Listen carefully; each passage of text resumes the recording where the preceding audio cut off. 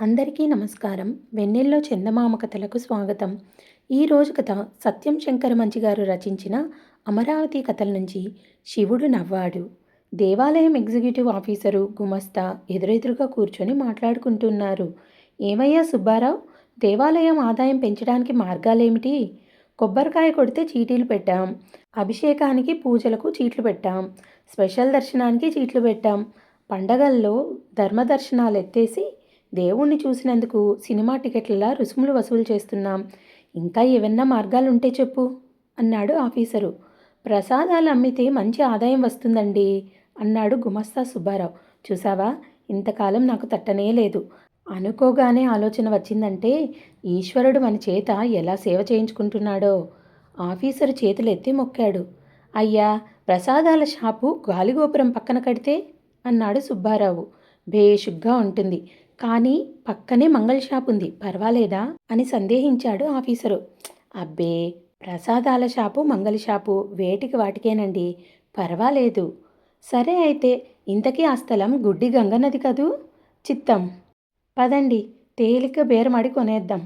ఇద్దరూ బయలుదేరారు గాలిగోపురం వైపు. గాలిగోపురంలో గంగన్న తాత తంబురా మీటుకుంటూ తత్వం పాడుకుంటున్నాడు. కంటి చూపు లేకపోయినా ఒంటి నిండా విభూది పూసుకున్నాడు.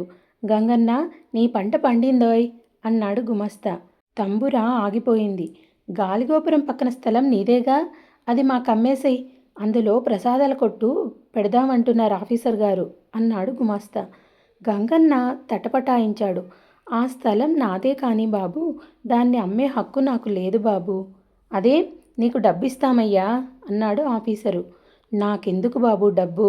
ఆ దేవుడి ప్రసాదం మాత్రమే తిని ఈ గుడి నీడలో బతికేవాణ్ణి. డబ్బు నేనేం చేసుకుంటాను అన్నాడు గంగన్న. అయితే ఎందుకమ్మనంటున్నావు నిలదీసి అడిగాడు గుమస్తా. ఎందుకంటే బాబు, ఇప్పటిదాకా పండగొచ్చినా పబ్బమొచ్చినా బిచ్చగాళ్ళు వండుకు తిని పడుకుంటున్నారు ఆ స్థలంలో.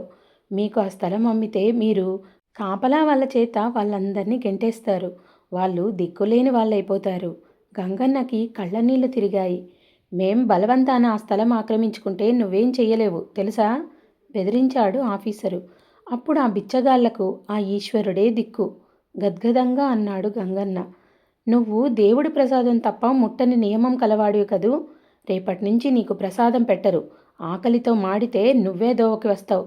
పదండి సార్. ఇద్దరూ చరచరా గుడివైపు వెళ్ళిపోయారు. గంగన్నకు 4 రోజులు ప్రసాదం పెట్టలేదు. శివనామం జపిస్తూ మంచినీళ్లతో కాలక్షేపం చేశాడు. 5వ రోజు గంగన్నకు ఆవేశం వచ్చింది. గాలిగోపురంలోంచి తడుముకుంటూ గుడిమెట్ల వైపు వచ్చాడు. మిట్ట మధ్యాహ్నం వేళ యాత్రికులంతా స్వామి దర్శనం చేసుకుని తిరిగి వెళ్తున్నారు. తంబురా మీటుకుంటూ యాత్రికులకు తన గోడు చెప్పుకున్నాడు. అయ్యలారా, అమ్మలారా, నాకు 4 రోజుల నుంచి స్వామి ప్రసాదం పెట్టడం లేదు. నేను స్వామి ప్రసాదం తప్ప ముట్టను. నాకు బ్రతకాలనే కోరిక లేదు, కానీ నేనేం పాపం చేశాను?